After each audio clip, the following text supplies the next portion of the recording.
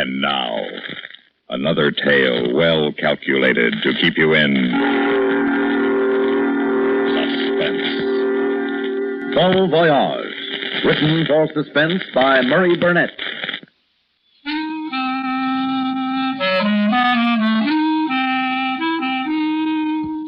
I looked at my watch. It was 6:16 of a Friday evening. I knew I had exactly 17 minutes before Hank Wilson, the night watchman of the bank, would be somewhere near the front door. I took a quick look around the office, turned the nameplate which said Alec Thompson face down on my desk, and closed the ledger on the Garrison estate for the last time. Then I opened the box containing my new sports jacket, took out the jacket, opened the right-hand drawer of my desk, and proceeded to fill the box with bundles of crisp new banknotes totaling $200,000.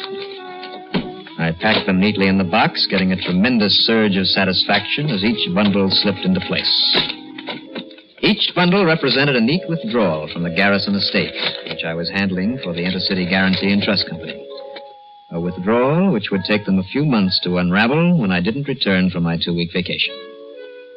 I carefully tied the twine around the suit box exactly as it had been tied. As I put on the exceptionally loud sports jacket, which the box had contained, I glanced again at my watch. Plenty of time. I walked over to the closet door, opened it, and looked at myself in the mirror. I knew it was foolish, but I couldn't resist patting myself on the back. The jacket covered my business suit jacket perfectly.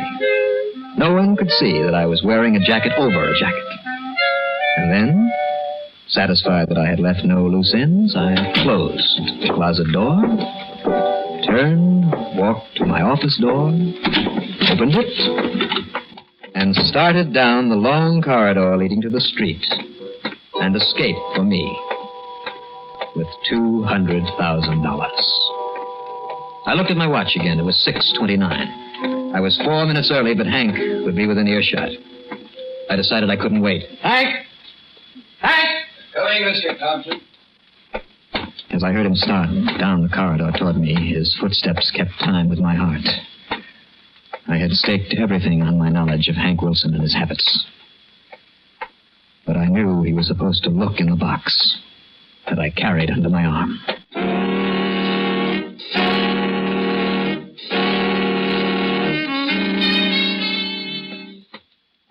All through working, Mr. Thompson? All through, Hank. You're all set for your vacation? Mm-hmm. Going the same place you did last year, up at the lake? Same place. Wife and kid, too? Oh, they're already up there. I think after 5 years, I'd be able to put my hand on the right key fast, wouldn't you? You see, you're in sort of a hurry, too. Oh, that's all right, Hank. I've got time. Now, look, Mr. Thompson, you can't kid me. What do you mean? I've been around here too long not to know exactly what goes on.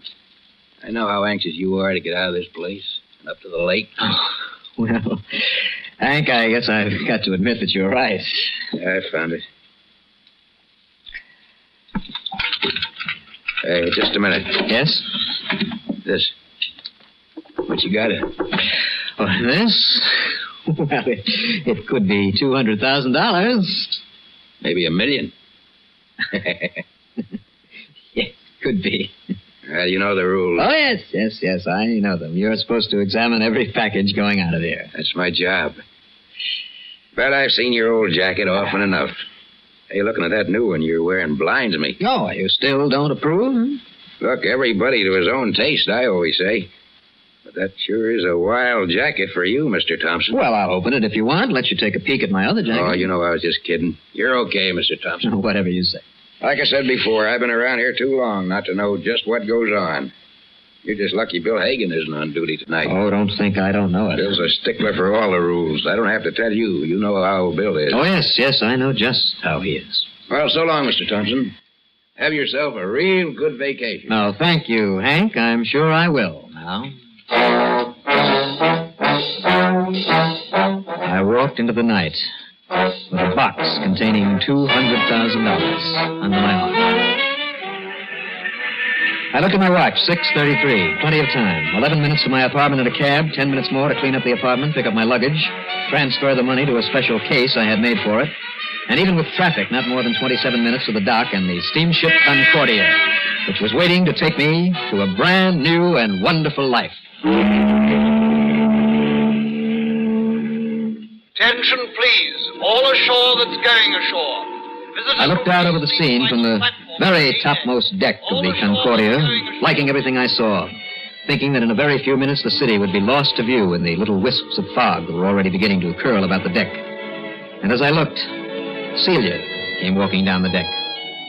And as always, when I saw her, she created a moment of excitement in me. She stood a few feet away from me, and then she said, Exciting, isn't it? I said, it's exciting, a ship sailing. And it's something to live for a moment like this. Your first trip? Yes, very first. Then I can't ask you if that whistle means we're sailing. Well, I imagine it's a warning whistle. I won't believe it until we're actually moving. No, we will be in a few minutes. A few minutes. I still can't believe that in only a few minutes those buildings, the city, will slide away from me forever. And you won't be sorry? No. No. Oh, Alec, no. Celia, stay where you are. Will you do as I tell you? We're alone. There's no one but us here on this deck. Look, we are not supposed to know each other. We're to meet casually aboard ship. Now, that is the way I've planned it. I have to know. Is everything all right? Everything is fine. You're sure? Yes, fine. Everything is fine. But I don't mean just the money. Your wife and son. Look, I have told you. I have done all that I can for them. Now, that is settled. And you're not sorry? No regrets? No regrets. For the past 5 years, I have been mixing up the books of the Garrison estate so that I could take $200,000 in cash and be sure that the cleverest bookkeeper will take months to unravel it. But when I made this decision, I worked everything out, every detail perfect. Now, nothing is going to spoil it now. We're on our way. Just two strangers meeting aboard ship. Meeting a little prematurely, perhaps. There's nothing wrong with that. We're talking about the sailing. We don't know each other. Well, then let's keep it that way, shall we? All right. This is strictly a vacation. Now, as soon as we sail, we should arrange about our tables in the dining room. Aren't we going to sit at the same table? No. It is care that pays off. It's the little things that can trip you. All right, Alec. Anything you say. Celia, I love you. And we are going to have a life that we want. But only if we remember that it is the little things that count, the tiniest little things. It's because I was so careful, so exacting about every detail that we got this far. Because I figured everything out. Because I... Alec, what is it? Oh, no. Alec, what's wrong? A little thing, a tiny, stupid little thing. What thing? Alec, tell me, please. What can I do? Alec, what is it? What? What's the matter? What's the matter? I just happened to think of it. Last night at my apartment, I was checking over everything for the last and final time. And I put it down on a piece of scrap paper. And then I threw the paper in the basket. That paper, what did you put on it? The cost of our tickets for this trip. Only that? Well, you gave me a terrible scare. I couldn't imagine. Sadie, you don't understand. They will search my apartment when they find the money missing from the office. They'll search everywhere, and they will find that little piece of paper. But there are only numbers on it. No one will know what they mean. The police will. They will figure out exactly what those numbers mean. The price of 2 one-way trips to France. By that time, we'll be safe. No, not as safe as I'd planned. As soon as they find out that we went to France, they are halfway to us. According to my figuring, it would have taken them a month to know that we went first to France. Now that piece of paper ruins everything. You could be wrong, Alec. Maybe you forgot. Maybe you tore it up or burnt it. No. It's in that basket. Why did I do such a stupid thing? A little thing like that, just a rotten little thing. Please, attention, all passengers.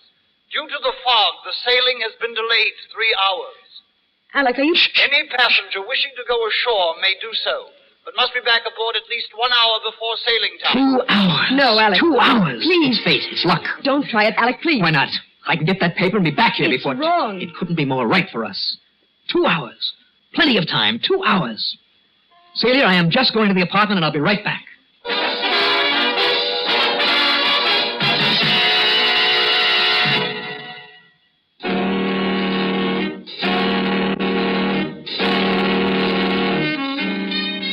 I was lucky. Everything worked as planned. I congratulated myself for not throwing away the keys to my apartment when I left. I was going to reserve that pleasure until we were far out at sea.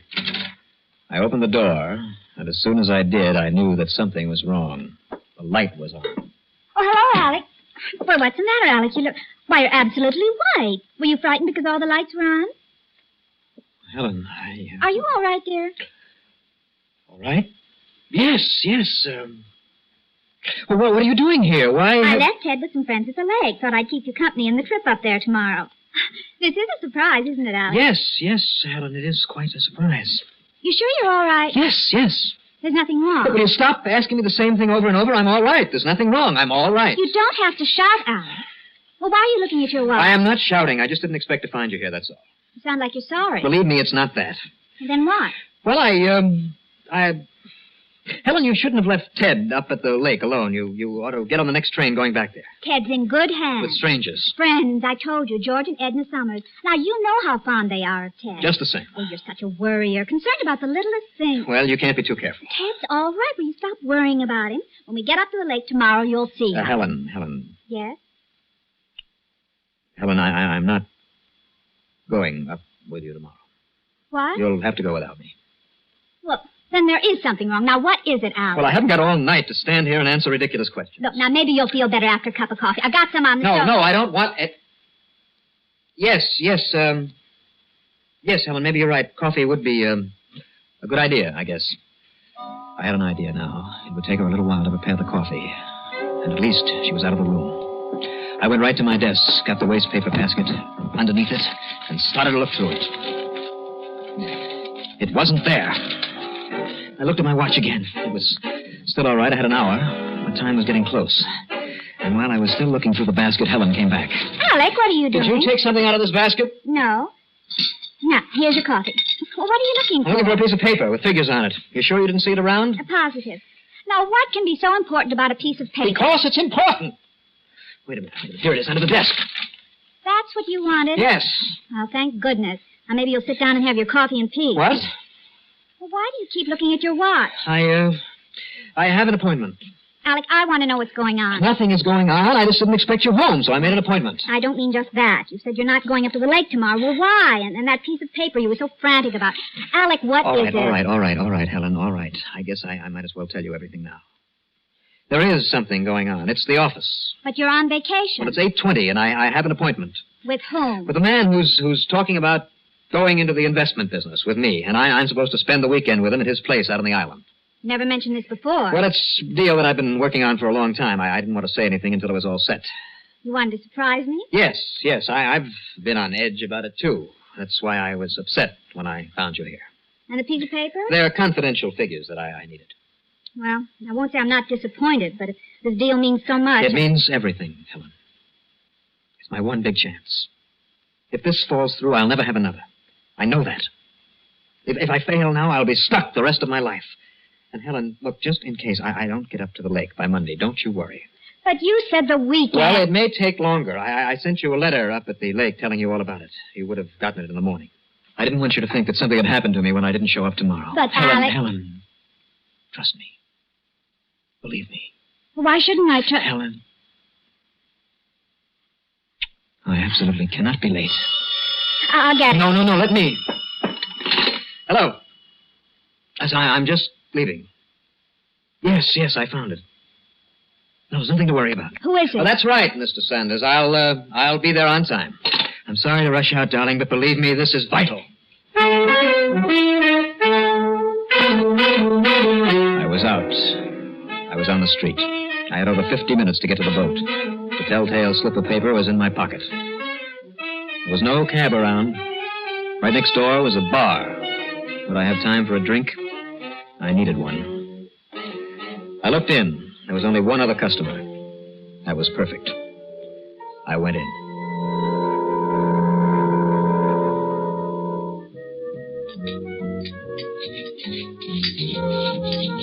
Brandy, please, and I'm in a hurry. Okay, bud. Now, what do I owe you? 90 cents. I'll keep the change. Thanks. Just a second, Now, fella. excuse me, but Both I'm... of you, get your hands on the bar. You guessed it. This is sticker. Now, look, I've got to get out of here. Take my money, but let me go. The guy with the gun gives the orders, pal. Relax and hand over your wallet. All right, but just give me money for cab fare. You sure nervous. Please give me a break. I'm giving it to you. You ain't hurt? Now, both of you, Take off your pants. What? Don't give me no trouble. Off with your pants and lay down on the floor. I don't want to be in no hurry when I walk out of here. Now, listen, please, listen to me. You've got to listen to me. I am sailing for Europe. Look, here is my passport. I have to make a boat. This is one boat you're going to miss, pal. I can't. Now, look, how much did you make in here? A couple of $100? Not as good as that. You only have 70 in your wallet. Well, I'll give you $1,000. What? I swear it. I will give you $1,000 if you'll just come to the boat with me. How do I know you're on the level? Now, here, you can hold my passport. Now, here, take it. But please, let's get out of here and get a cab. I have got to make that boat. $1,000? I promise you. But we have got to get there before the boat sails, or else I won't have the money. Okay, pal. You got a deal.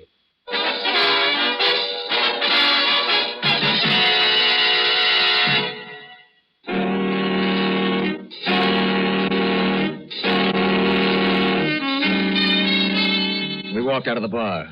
The man with the gun wouldn't run. I looked at my watch. 46 minutes. Well, there was plenty of time. Half hour to the boat, the most. And there'd be time to get him on board, give him his 1,000, get rid of him. I even began to enjoy the situation. It wasn't likely that he'd report anything to the police. Well, we made good time. And then we were in my stateroom. Okay, pal. Where is it? It's right here. I'll get it for you. I just have to open this bag. Never mind. Just hand me the bag. What? I said just hand me the bag. But you want the $1,000? It's in here. I have to take it out and get I'll take your word for it, pal. Just hand over the bag. Look, wait a minute. You can't take Listen, pal. That whistle will blow. It'll pump the sound of any shot. Now, are you going to give me the bag? All right, here.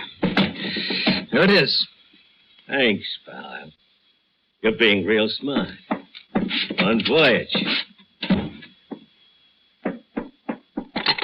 All right, get me the purser, quickly. Hurry.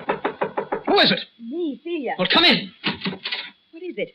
What happened? I heard voices in here. What are you doing on the phone?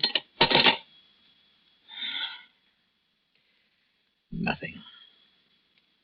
I'm not doing anything on the phone. Who was the man in here with you? A hold-up man. A hold-up man? Yes. He took the $200,000.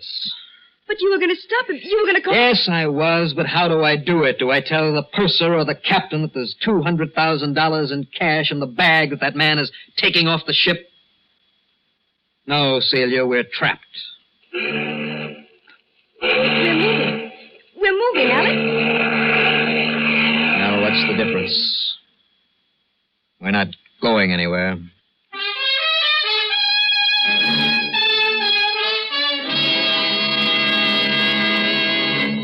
Suspense. You've been listening to Bon Voyage, written for Suspense by Murray Burnett. In a moment, the names of our players.